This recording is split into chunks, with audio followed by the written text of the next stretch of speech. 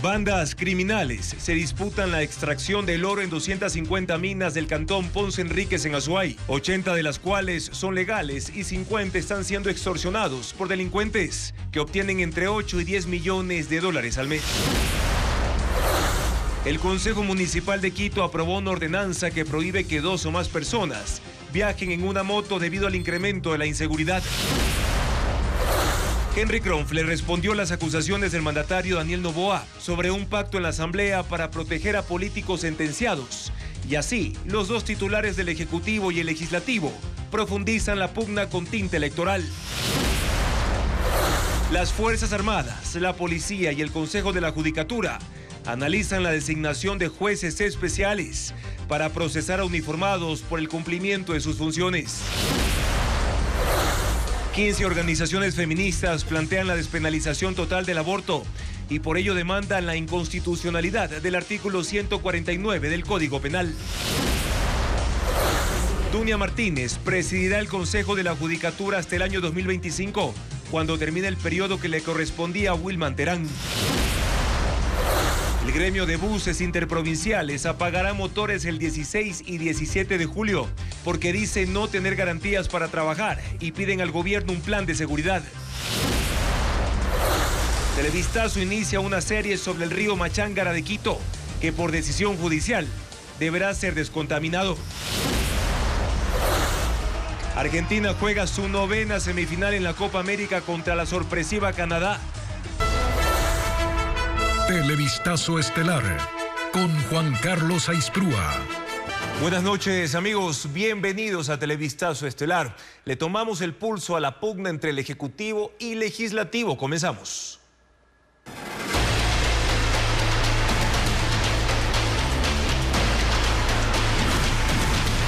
Política. Choque preelectoral. El presidente de la Asamblea, Henry Kronfle, volvió a desmentir a Daniel Noboa. Hizo uso del derecho a la réplica por la entrevista que dio el mandatario este lunes en la que arremetió contra la Asamblea Nacional.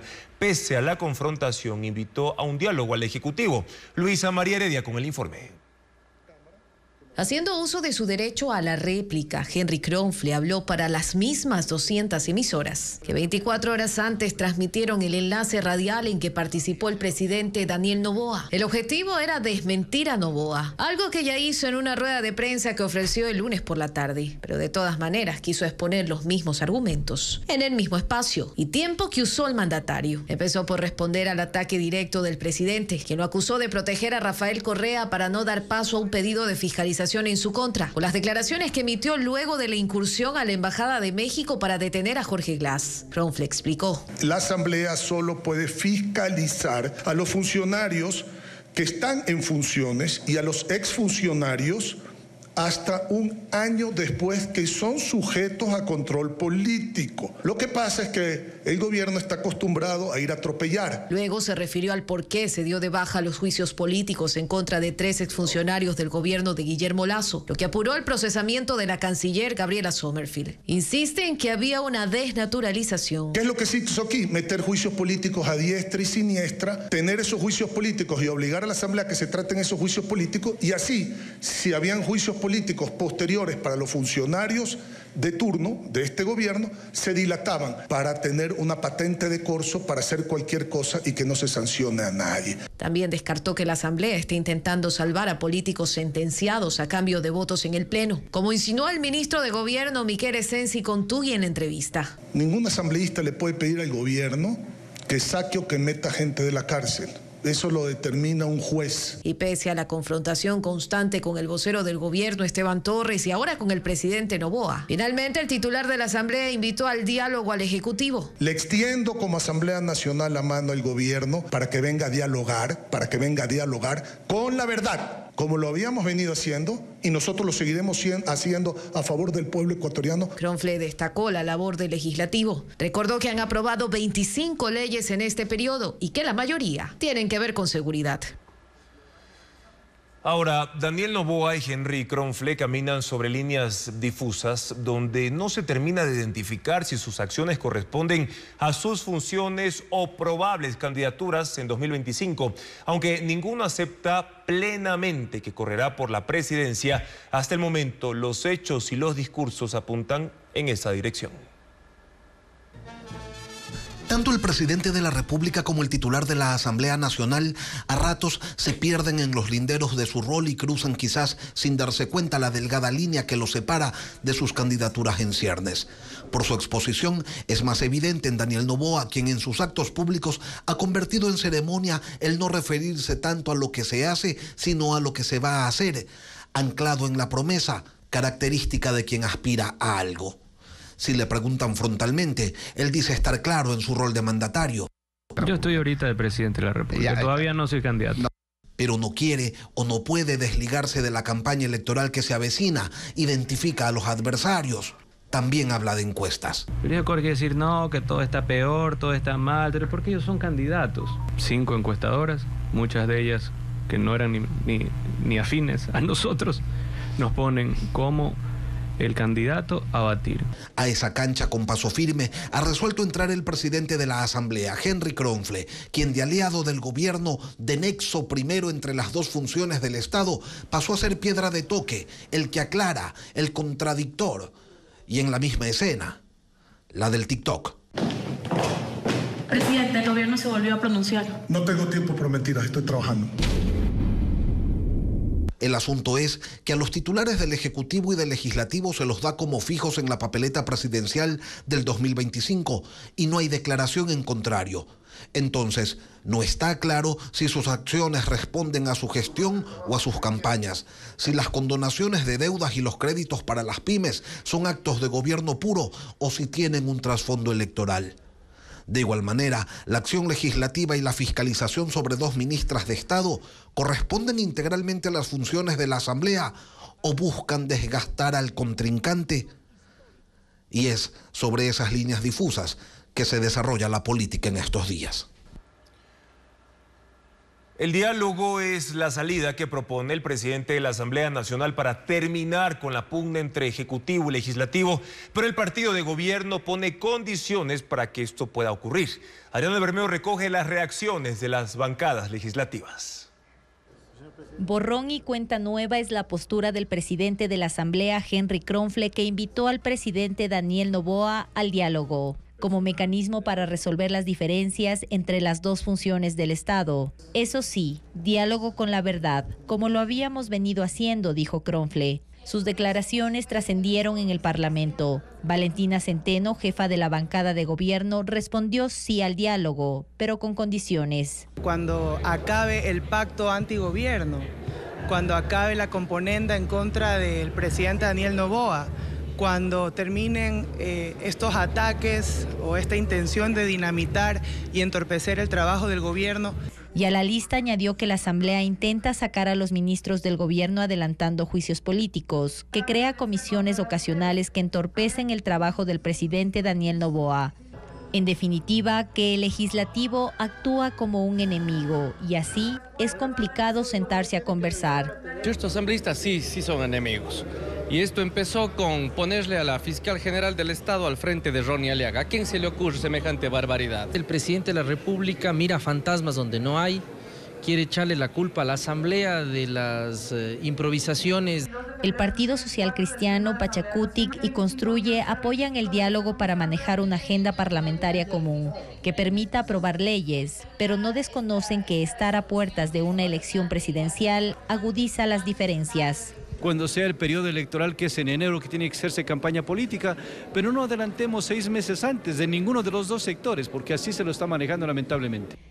Así, la posibilidad de que Ejecutivo y Legislativo se sienten en la misma mesa continúa en el limbo. El Ministerio de Defensa y el Consejo de la Judicatura firmaron un acuerdo para designar jueces penales de lo militar y policial. Esta disposición está vigente desde el año 2008, pero no se ha cumplido en su totalidad. Paul Romero explica por qué. Las Fuerzas Armadas pidieron al Consejo de la Judicatura que designe e implemente a escala nacional jueces y juzgados penales militares y policiales. Con la vigencia de la Constitución de Montecristi, desapareció el sistema de justicia penal, militar y policial. Se dispuso entonces el nombramiento de jueces y juezas especializados para juzgar a uniformados por infracciones cometidas en el ejercicio de sus funciones. Según las Fuerzas Armadas, la Judicatura no ha cumplido con esta disposición constitucional y el sistema de justicia penal ha cometido errores al juzgar al personal militar por infracciones vinculadas con sus cargos. Este martes, el presidente saliente del Consejo de la Judicatura, Álvaro Román, y el ministro de Defensa, Giancarlo Lofredo, firmaron un acuerdo para acelerar la designación de estos jueces. Un estudio jurídico realizado por el Ministerio de Defensa señala que se requieren 14 jueces, 6 conjueces, 2 fiscales, 8 secretarios y amanuenses en todo el país. Román firmó este acuerdo a horas de dejar el cargo en un evento realizado de forma reservada en la Academia de Guerra de la Fuerza Aérea. Transportistas de buses interprovinciales anunciaron un paro nacional para este 16 y 17 de julio. La medida es una protesta para exigir al gobierno que garantice la seguridad en las carreteras del país. Sin embargo, otras organizaciones de transporte no se sumarán a esa paralización. Diego Cuenca informa la razón. La Federación Nacional de Cooperativas de Transporte Público, FENACOTIP, anunció que sus 13.000 buses interprovinciales la próxima semana no saldrán a trabajar durante 48 horas, como una protesta para exigir seguridad en las carreteras, debido a los asaltos. Ha decidido apagar los motores, realizar un silencio de los motores, porque lamentablemente no tenemos seguridad para trabajar en el país. Por lo tanto, el 16 y 17 estaremos tomando esta medida. Ese anuncio lo hicieron en Guayaquil, una hora antes de que se instale la primera mesa de seguridad permanente que se realizó en el ECU 911 de San Borondón y a la que ningún representante de FENACOTIP asistió por una razón. Cuando una autoridad tiene voluntad política para hacerlo, no necesita mesas técnicas porque los técnicos son ellos, no somos nosotros somos las víctimas. En la reunión, que duró 3 horas, participaron el subsecretario de Gobernabilidad y los dirigentes del transporte liviano y pesado del Ecuador. Ellos evidenciaron que las 8 organizaciones del gremio, que agrupa a 250.000 transportistas, están divididas y no todos apoyan la paralización. Esta ha sido una mesa de resultados efectivos, en donde prácticamente como sector del transporte le hemos pedido al Ejecutivo que se articule y el Ejecutivo ha actuado de inmediato. Acciones inmediatas como por ejemplo operativos de vehículos informales en las carreteras, que se acaba de dar la orden de parte de las autoridades. El encuentro fue similar al que ocurrió el pasado 3 de abril en Quito, donde las autoridades de gobierno anunciaron intervenciones en las vías con ayuda de las gobernaciones. Y en esa ocasión también anunciaron operativos con militares y policías en las carreteras de la provincia de Santo Domingo de los Áchilas, Manabí, Los Ríos, Guayas, El Oro y Azuay. He ordenado que 6 provincias realicen los operativos, de los cuales tienen que tener el resultado máximo de 8 días. Las medidas son las mismas que se aplicaron en el gobierno anterior, donde se crearon puntos seguros, salida de convoyes policiales para acompañar a los transportistas, especialmente en el anillo vial de Quevedo. Los resultados de los operativos se evaluarán todos los lunes, cuando se instale la mesa de seguridad. El huracán Beryl dañó parte del techo del estadio en Houston, donde Ecuador disputó el partido de la Copa América contra Argentina el jueves pasado. Las afectaciones a la estructura son parte de los estragos causados por el fenómeno que ahora avanza hacia Arkansas. Los expertos ya habían anunciado que Beryl sería un peligroso ciclón cuando llegara a Texas, pero los pronósticos se quedaron cortos. Los vientos del huracán categoría 1 causaron estragos principalmente en Houston. El estadio Energy, donde Ecuador disputó el partido de la Copa América contra Argentina el jueves pasado, fue una de las estructuras dañadas. El techo no resistió la fuerza de Beryl y parte de él fue arrancado, dejando descubiertas las sillas de las tribunas. En otras zonas de la ciudad tuvieron problemas con las lluvias y las inundaciones que causaron. Hasta el momento se reportan 7 fallecidos en Estados Unidos, algunos ahogados y otros por la caída de árboles. Los efectos del fenómeno continúan y más de 2.7 millones de hogares y empresas en el estado de Texas siguen sin electricidad desde la mañana del lunes. Beryl, el primer huracán de la temporada, redujo su potencia y avanza hacia Arkansas como un ciclón posttropical. El Consejo Metropolitano de Quito aprobó la ordenanza municipal que prohíbe la circulación de 2 o más personas en una motocicleta. La resolución, admitida con 12 votos, tiene 7 excepciones para cónyuges o convivientes, hijos o hermanos del conductor, personas con discapacidad, adultos mayores, mujeres, menores de 12 años y servidores públicos en cumplimiento de sus funciones. Para quienes incumplan la norma, la sanción está determinada por el Código Orgánico Integral Penal, que dispone una multa del 15% de un salario básico unificado, es decir, $69.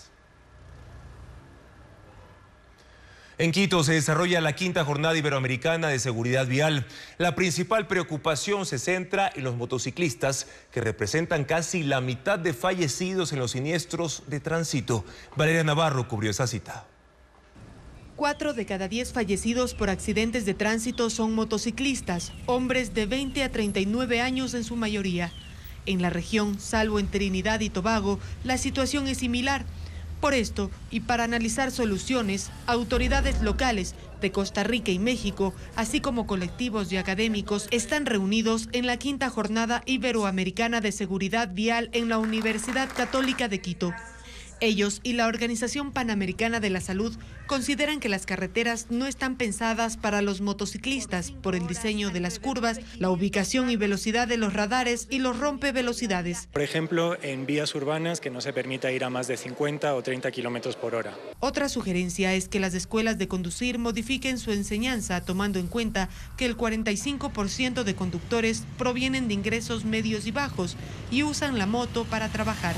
Los motociclistas andan a altas velocidades, realizan maniobras imprudentes y rebasan por lugares no permitidos. La mayoría de las personas dicen que aprenden solitos.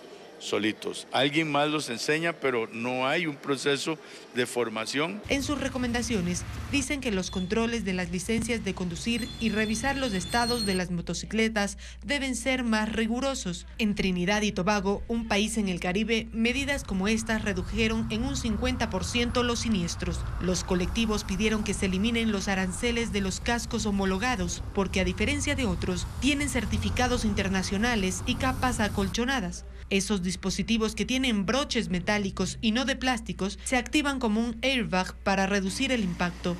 Un casco homologado cuesta en el país hasta $600. El municipio de Quito busca implementar un sistema de identificación vehicular denominado La Tercera Placa, con el que se podrá monitorear infracciones de tránsito, pero también estandarizar el pago de peajes y el ingreso a parqueaderos municipales. Adriana Bermeo explica de qué se trata y cómo funcionaría este sistema. El proyecto de ordenanza para crear la tercera placa está listo. La Secretaría de Movilidad del municipio de Quito pule los detalles para entregar la propuesta al Consejo Metropolitano.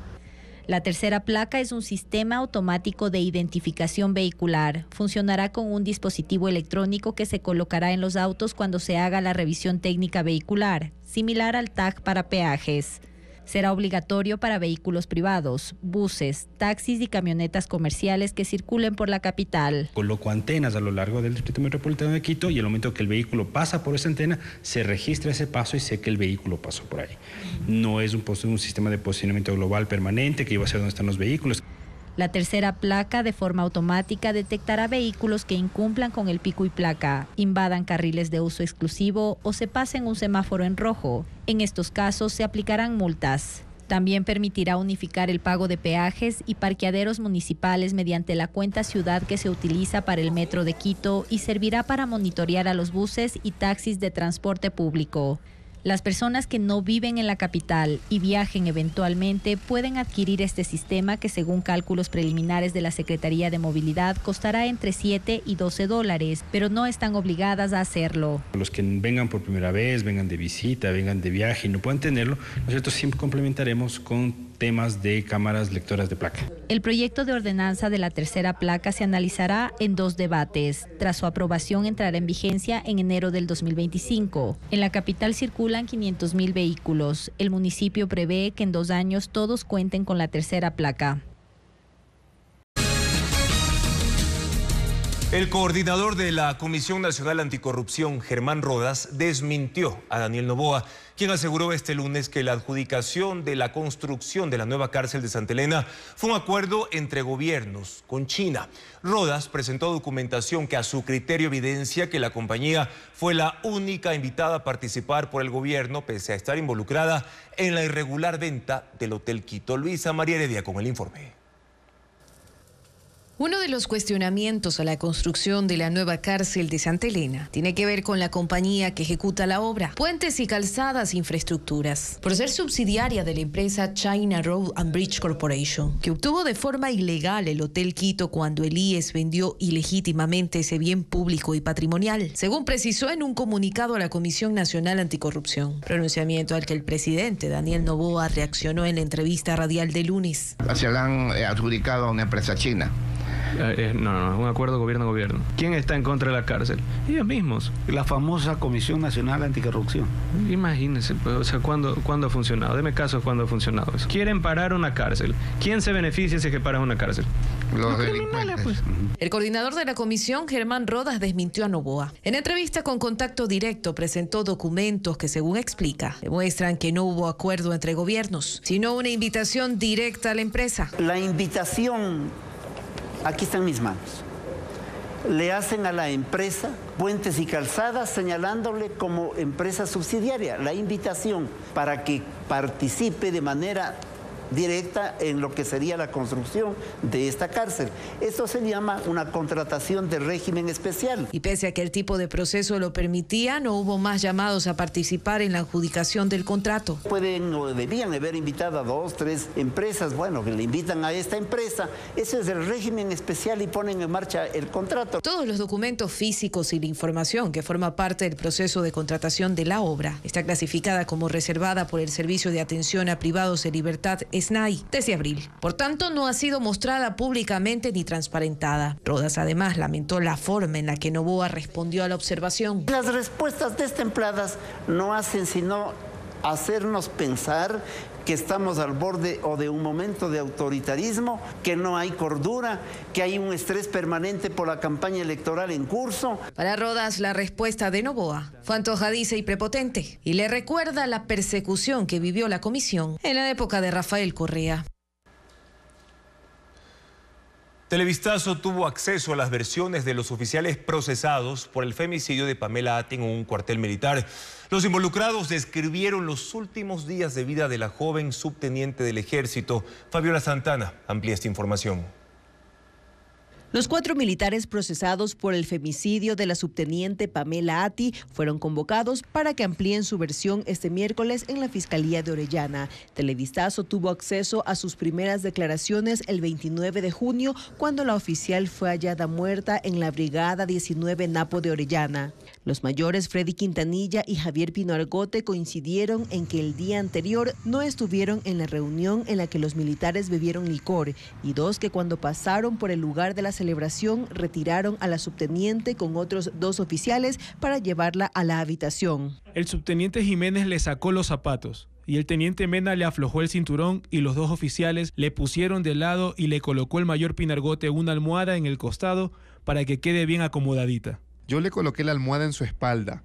El teniente Mena aflojó el botón y vimos que esté descansada y estable. Permanecimos en la habitación no más de 5 minutos. Sobre la puerta de la habitación dijo que quedó sin seguro. Los otros 2 oficiales, el subteniente Ángel Jiménez y el teniente John Mena, también dieron su versión. Mena nada dijo sobre el botón. Yo le zafé el cinturón del pantalón para que esté más relajada para descansar. Se encontraba mareada, pero consciente. Por estas mismas versiones se supo de un 5º oficial que vio con vida a Atti, el subteniente Luis Fierro. Él no está procesado. Durante la tarde del 28 de junio, la subteniente Atti me escribió mensajes de WhatsApp porque me llevo con ella, y me indicaba que se encontraba ingiriendo bebidas alcohólicas en el sector del Semaflu, a lo cual me decía que le vaya a ver. Dijo que fue 2 horas después, a las 6:30 de la tarde, pero ya no estaba. Se encontró con el mayor Pino Argote y, según él, le pidió que verifique si estaba acostada. Me dirigí a la pieza, le golpeé la puerta 3 o 4 veces repetidamente. Al notar que no había ninguna respuesta, procedí a abrir la puerta para verificar si mi compañera se encontraba en la pieza. Sí se encontraba recostada en la cama.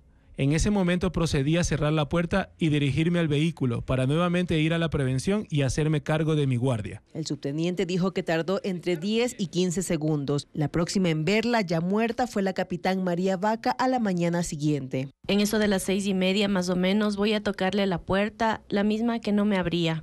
Dijo que pidió ayuda y... Como seguía sin responder, le abrimos la puerta y verificamos que ella no contestaba y nos fijamos en los pies. Los tenía morados y mi compañero verificó que no estaba respirando. Tanto Fierro como Vaca también fueron convocados a ampliar su versión el próximo lunes por pedido de la Fiscalía. Comienza en Washington la cumbre de la OTAN, con la que la Alianza Militar Atlántica celebra 75 años de creación. La agenda de este encuentro gira en torno a Ucrania, la ayuda que recibe ante la invasión rusa y los ofrecimientos para su incorporación al grupo, un proceso que resulta complicado y riesgoso por las implicaciones que tendría con la expansión del conflicto armado. Reporta Pedro Jiménez. La Organización del Tratado del Atlántico Norte se fundó en la posguerra, cuando Occidente veía una amenaza en la política expansionista de la entonces Unión Soviética. Europa creó una estructura de defensa que se consolidó en 1949 con el Tratado de Washington. Y hoy, 75 años después, en el mismo auditorio se celebra la cumbre de aniversario con los líderes de los 32 países miembros, en momentos en que la invasión de Rusia contra Ucrania marca la agenda. El secretario general de la OTAN, Jens Stoltenberg, dijo que la OTAN es la alianza más fuerte y más duradera que existe. Destacó el principio de protección mutua y que la amenaza más grande de hoy en el mundo es la guerra de Rusia en Ucrania. El costo más alto y el mayor riesgo es que Rusia gane en Ucrania, dijo. No podemos dejar que eso ocurra, no solo por Putin. Esto envuelve a otros líderes. Irán, Corea del Norte y China, por ejemplo. Todos quieren que la OTAN fracase. De manera que el tiempo para apoyar la paz y la libertad es ahora. Y el sitio es Ucrania, manifestó. El presidente de Estados Unidos, Joe Biden, dijo que Putin no quiere nada menos que la subyugación total de Ucrania, borrarlo del mapa. Ukraine can and will stop Putin. Pero que Ucrania puede detener a Putin y lo hará. Sin embargo, mucho depende de la asistencia financiera y militar que destina la OTAN para la defensa de Ucrania, unos $40.000 millones por año, además de los aportes que individualmente hacen otras potencias como Estados Unidos. Y los países apuestan por dotar a Ucrania de todos los instrumentos para su autoprotección en lugar de incorporarla oficialmente a la OTAN, pues la organización estipula que si uno de sus miembros es atacado, los demás intervendrán directamente en su defensa, y eso, en estas circunstancias, implicaría declararle la guerra a Rusia, algo que todos intentan evitar. Más allá de que las primeras promesas de sumar a Ucrania datan de 2008, aunque igual en esta cumbre de Washington se hablará de nuevas condiciones para su entrada, y el anuncio del establecimiento de un centro de mando en Alemania para coordinar el apoyo de seguridad internacional a Ucrania, con lo que los aliados hacen un compromiso de asistencia de largo plazo con ese país. En Estados Unidos, el calor provocó que un puente móvil de Nueva York se atascara por más de 6 horas. El metal de la estructura que atraviesa el río Harlem y conecta Manhattan con el Bronx se expandió debido a las temperaturas superiores a los 35 grados centígrados en la zona. Barcos del Departamento de Transporte rociaron agua durante unas horas para enfriar las piezas y lograr reactivar el paso. Argentina celebra hoy su Día de Independencia. Esta mañana se realizó en Buenos Aires un desfile militar con la presencia del presidente Javier Milei. Participaron 7.000 efectivos de Fuerzas Armadas y Fuerzas Federales de Seguridad en un evento que duró 2 horas y media. Los desfiles de independencia se realizaron hasta 2019 y fueron suspendidos al año siguiente por la pandemia de COVID. Desde ahí no se habían programado nuevamente.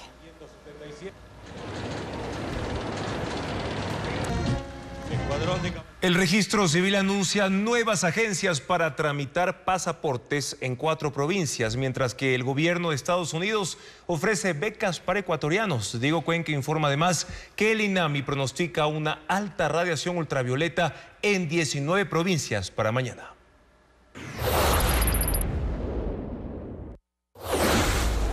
El registro civil habilitó el servicio de emisión de pasaportes en 5 agencias del país. Una está en el cantón Chone, en Manabí, en la avenida Sixto Durán Ballene, calle Plutarco Moreira, esquina. También en la capital Azuaya, una en el sector El Batán, en la avenida México y Unidad Nacional, otra en el sector Bellavista, en las calles Luis Cordero y Héroes de Verde Loma. En Guayaquil se habilitó la sede del kilómetro 11 de la vía a Daule junto al Parque California. Y en el sector San Blas, en Quito, hay una agencia en la avenida Gran Colombia y General Pedro Briceño. La atención es de lunes a viernes desde las 8 de la mañana hasta las 5 de la tarde. Para obtener el pasaporte deben agendar un turno en la web del Registro Civil y pagar $90. Los adultos mayores tienen 50% de descuento y las personas con discapacidad, embarazadas o menores de 18 años, pueden acudir sin turno.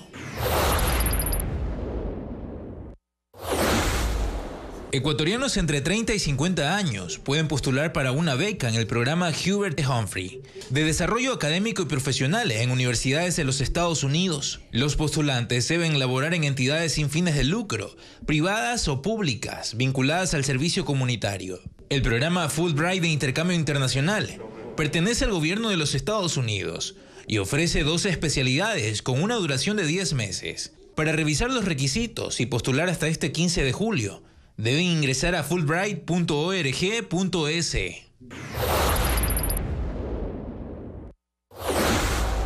La Corporación Nacional de Electricidad CNEL realiza desde la mañana cortes eléctricos en varias provincias del país y en 2 de ellas están previstos para la tarde. En el cantón Quinindé, en Esmeraldas, no habrá luz desde las 14 hasta las 17 horas. En el cantón Santa Rosa, en El Oro, habrá corte desde las 12:30 hasta las 15:30. Según CNEL, todas las interrupciones se darán por mantenimiento. El río Machángara es ahora sujeto de derechos y por tanto debe ser limpiado y descontaminado. Así lo decidió la justicia en un fallo inédito. Francisco Garcés precisa lo que implica la decisión judicial y qué deberá pasar con ese afluente. El río Machángara tiene derechos y la justicia los acaba de reconocer. Ordenó que se reparen los daños causados durante décadas de contaminación. Esa decisión fue tomada por la jueza Fanny Altamirano, ponente del Tribunal Penal, que el 5 de julio sentenció al Cabildo quiteño. La sentencia convirtió al Machángara en el segundo río de Quito con una declaratoria de vulneración de derechos. El primero fue el Monjas en el 2022, cuando la Corte Constitucional ordenó que el municipio apruebe una ordenanza para repararlo. Ahora el Machángara cuenta con una acción de protección presentada por organizaciones sociales y ambientales de la capital. La jueza y el tribunal ha determinado que a esas medidas del municipio se sumen medidas a corto plazo, a mediano plazo, medidas inmediatas como por ejemplo el control de fluidos industriales y campañas de concientización para que los quiteños y quiteñas podamos hacer un uso responsable del agua. Si bien el municipio apeló la sentencia, debe aplicarse hasta que se resuelva el caso en su última instancia. El caso se fundamenta en los análisis hechos al agua del Machángara. La Universidad de las Américas determinó que la contaminación del río excede en al menos 7 veces los parámetros permitidos, datos con los que cuenta el municipio desde el 2013, cuando empezó a monitorear el estado de sus ríos. Podemos considerar que el río Machángara, el 80% del agua es agua de alcantarilla, es agua residual. Sí, no lo consideramos un cuerpo de agua que está vivo. La sentencia apunta que también se violó el derecho de los quiteños al agua. Más aún que las administraciones zonales tengan únicamente $10,000 por administración zonal para la descontaminación de quebradas, que hasta el día de hoy ha sido ejecutado en 0%. Por eso la justicia con su sentencia obliga al municipio a generar políticas públicas para cuidar el Machángara que no dependan de las administraciones coyunturales del Cabildo. Por lo pronto no hay un consenso del tiempo que tomará limpiar el río, aunque se cree que es un trabajo que se extenderá durante más de una década. Y mañana en un nuevo reportaje, Televistazo mostrará por qué el río Machángara nace muerto.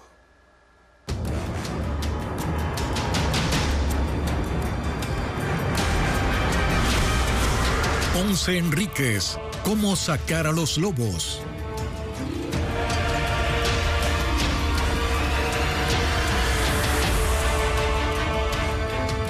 Extorsiones, secuestros, torturas y asesinatos. Así es como acorralan al cantón Ponce Enríquez en Azuay facciones de los lobos que buscan dominar el negocio de la minería.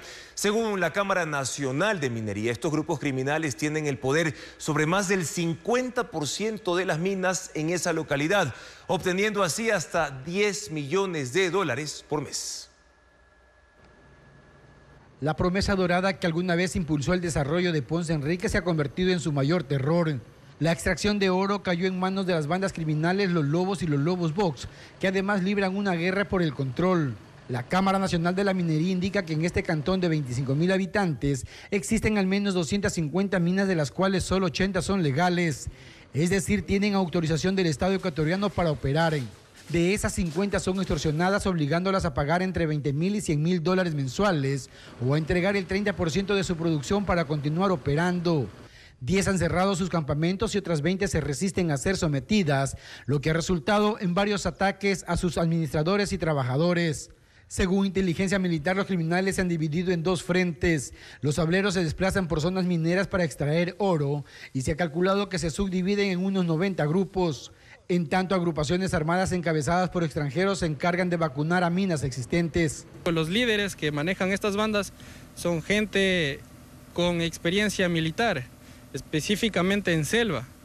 Entonces, con esa capacitación, alrededor de un mensual de 3.000 dólares que se les da a ellos, es que se les ordena tomar el control de todo este sector minero. La actividad minera despuntó en las montañas de Ponce Enríquez, en los sectores de San Gerardo, La López, Bella Rica, Rosa de Oro, Pijilí y Santa Marta en la década del 90.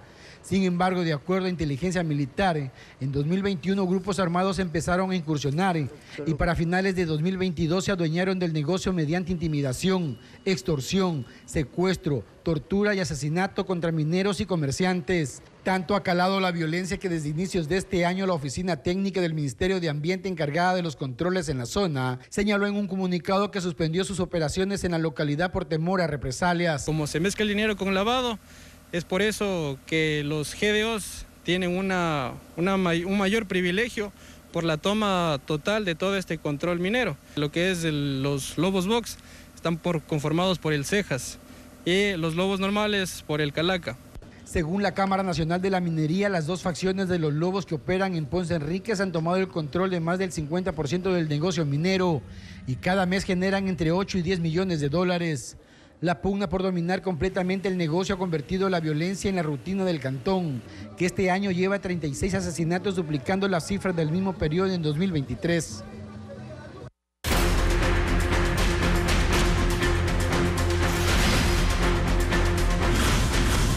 Judicatura, remiendo tras remiendo.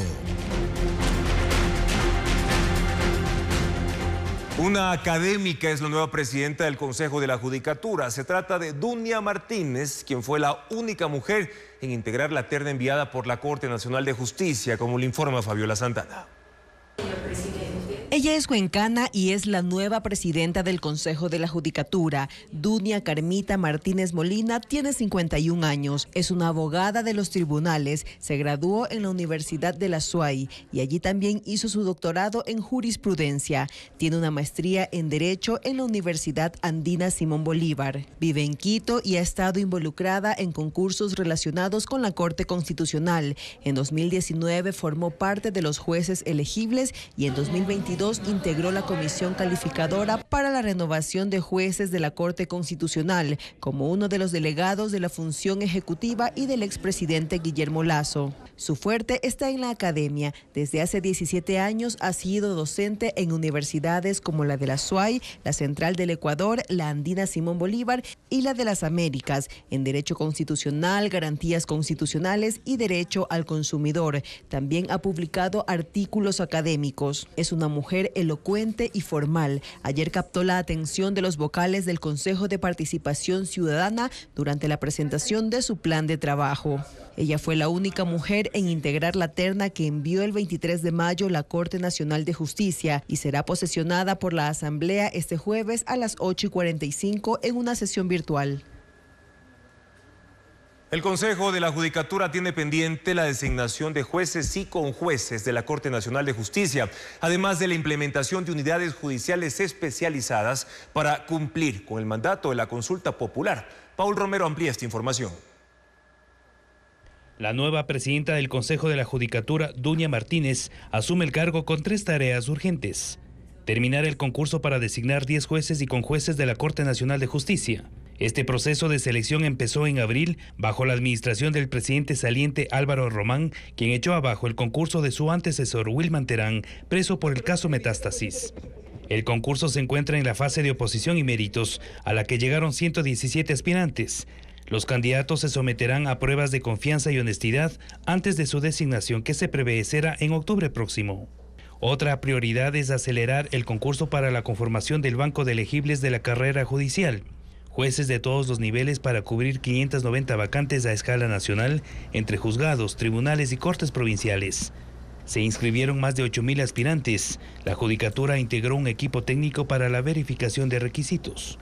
Martínez, durante la presentación del plan de trabajo ante el Consejo de Participación Ciudadana, ratificó que priorizará la designación de los jueces. Transparencia absoluta en ese proceso, el cumplimiento de las reglas establecidas con anticipación para la elección de los jueces, ¿no es cierto? Y además la consistencia en la forma de evaluar a los jueces, la absoluta transparencia, el acceso de los medios de comunicación, de las veedurías a estos procesos. La tercera tarea es la creación de judicaturas especializadas en materia constitucional, tanto en primera como en segunda instancia, para resolver casos de garantías y derechos previstos en la Carta Magna y que fueron aprobados en la consulta popular del pasado 21 de abril.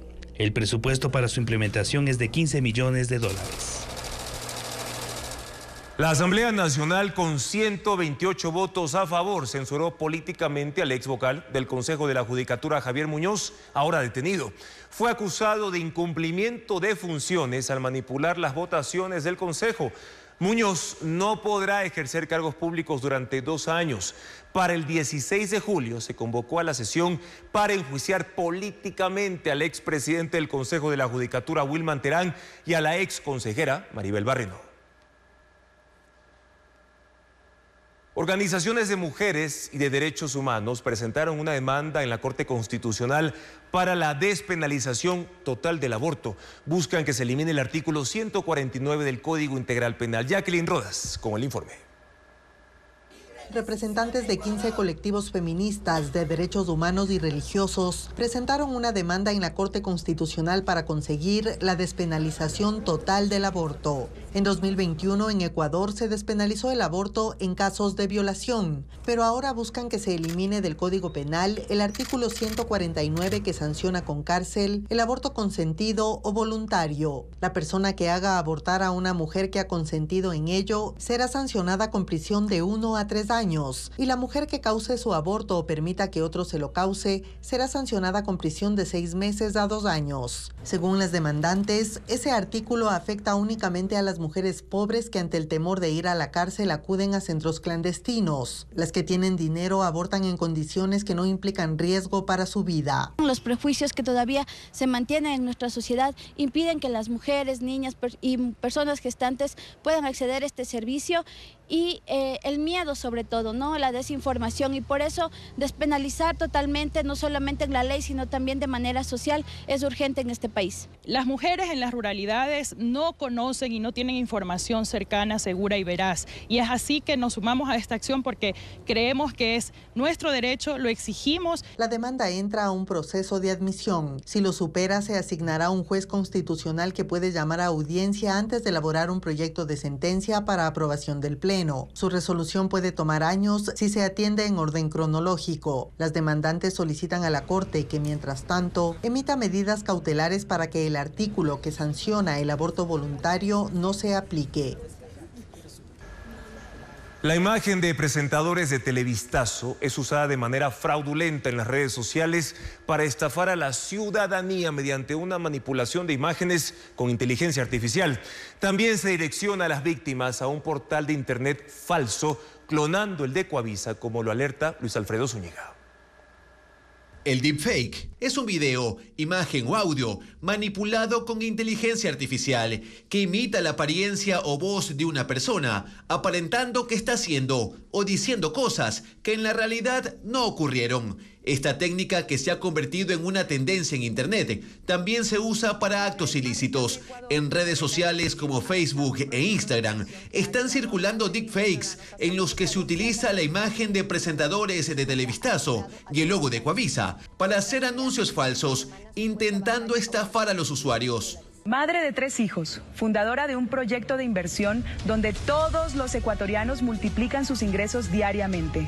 En los videos se ofrecen fraudulentas formas de ganar dinero rápido, como supuestos influencers. Si siempre quisiste probar suerte como blogger, te dejamos el contacto de la agencia debajo de esta noticia. Y también se intenta destacar a una mujer a la que llaman Isabela Rodríguez, anunciando falsos proyectos de inversión. Además, usan sin permiso la imagen del Banco Central para hacer creer a las víctimas que se trata de un negocio legal. El objetivo del proyecto es ayudar a los ecuatorianos de a pie. Estos deepfakes buscan que las posibles víctimas ingresen a canales de Telegram o perfiles falsos en redes sociales.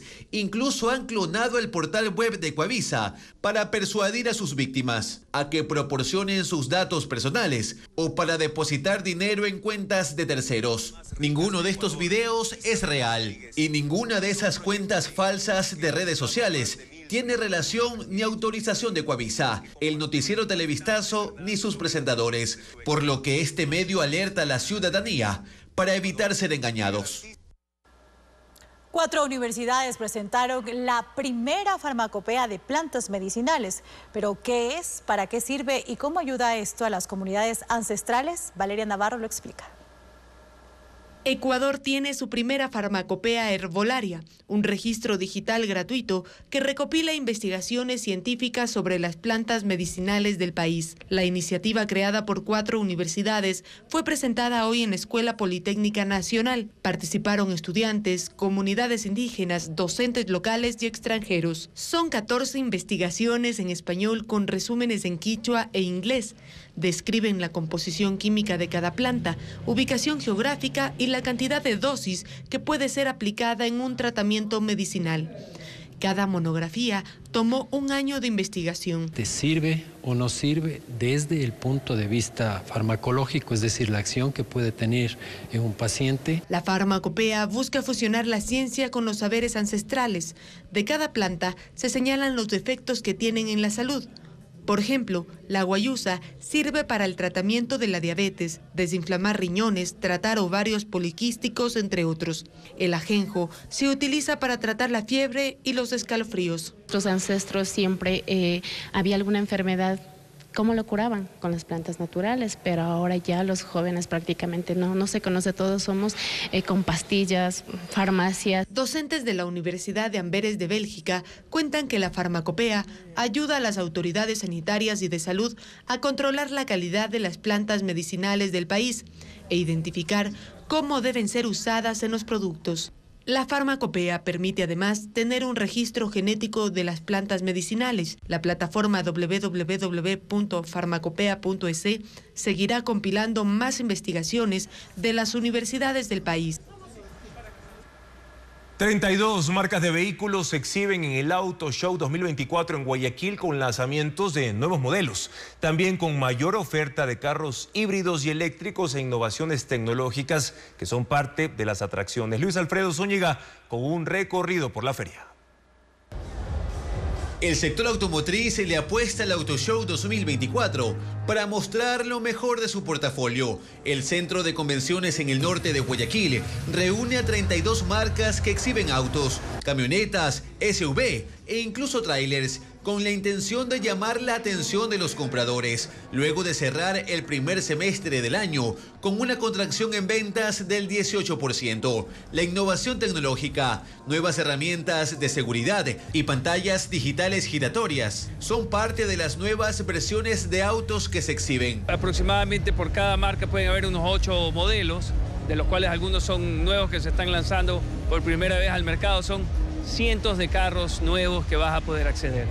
Durante el evento que inició la tarde de este martes, se develaron nuevos modelos. Las marcas están apostando por una mayor oferta de autos híbridos y eléctricos. Además, a diferencia de los vehículos tradicionales de combustión interna, el segmento de los eléctricos e híbridos ha crecido. Son más compactas, tienen baterías mejoradas y entonces eso hace que ya sientas que es el momento de adquirir un vehículo que ahorra combustible, un vehículo híbrido. Meses de gracia y otras promociones también forman parte de las estrategias para atraer a futuros clientes a la feria. El Auto Show se extenderá hasta el domingo 14 de julio.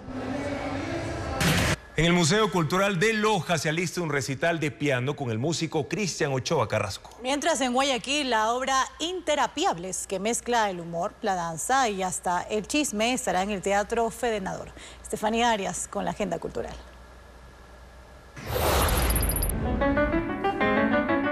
Los colores del piano, así se ha denominado este recital que se realizará en el Museo de la Cultura Lojana. Un concierto inspirado en los maestros de la música académica, como Beethoven, además de canciones de jazz y latín. El invitado especial es el pianista Cristian Ochoa Carrasco. El evento será este viernes 12 a las 19 horas.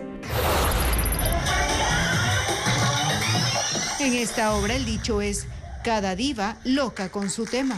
Interapiables estará en el Teatro Fedenador en Guayaquil durante el fin de semana. Una combinación de danza, comedia y hasta chisme. Interpretada por María Fernanda Ríos, Carolina Jaume, Samantha Gray y Cristian Maquilón. Las funciones serán el viernes 12, sábado 13 y domingo 14 a las 20:30. Ballet clásico y danza neoclásica, todo sobre un mismo escenario. Gran Paz de Paquita y las 4 estaciones son las funciones que presentará Lumière Studio en el Teatro Pumapungo en Cuenca. 20 bailarines que contarán una de las historias que trata de una niña de familia noble que es raptada por gitanos. El show será este viernes 12 y sábado 13 a las 7:30 de la noche. Se cumplen 17 años desde la selección de las 7 maravillas del mundo moderno. China, Jordania, México, Perú y Brasil son algunos de los países que albergan estas joyas arquitectónicas. Eliana Suárez presenta las imágenes. Son imponentes estructuras que resaltan la genialidad del ser humano y que inspiraron la creación de una lista de reconocimiento a escala global, las 7 maravillas del mundo moderno. La elección se hizo por medio de un concurso convocado por el cineasta suizo Bernard Weber, en el que millones de personas votaron por los monumentos más emblemáticos. Fue así que el 7 de julio de 2007 se creó la lista que incluye la Gran Muralla en el norte de China, construida a lo largo de 2000 años para contener las invasiones de tribus, principalmente de Mongolia. El Taj Mahal en Agra, India, un mausoleo que incluye complejos arquitectónicos dedicado a la fallecida esposa del emperador Shah Jahan. También está la ciudad de piedra, Petra, en Jordania, cuyas edificaciones y templos de más de 40 metros de altura fueron tallados en roca. El Coliseo de Roma en Italia, un anfiteatro con capacidad para 65,000 espectadores. El complejo de la ciudad maya de Chichén Itzá, ubicado en Yucatán, México. El Cristo Redentor, ubicado en el Cerro Corcovado de Río de Janeiro, en Brasil. Y el Machu Picchu, en Perú, la ciudad en ruina de los incas. Esta es la lista de las 7 maravillas del mundo moderno, que cumplió 17 años de creación para el reconocimiento de estos lugares extraordinarios. Mañana es la segunda semifinal de la Conmebol Copa América a las 7 de la noche por la señal de Coavisa. Colombia y Uruguay se disputarán el pase a la final de este campeonato continental que se llevará a cabo este domingo 14 de julio. Gracias por su confianza y sintonía de siempre, amigos. En contacto directo estarán la abogada Ana Cristina Vera, directora de litigio en el Centro de Apoyo y Protección de los Derechos Humanos Surcuna, para analizar por qué el aborto es un tema de salud pública. Además, la abogada Alvarado del colectivo LOA para analizar la ley de bienestar animal que genera polémica y que este grupo impulsa en la Asamblea Nacional. Información verificada y actualizada también por ecuavisa.com. Buenas noches.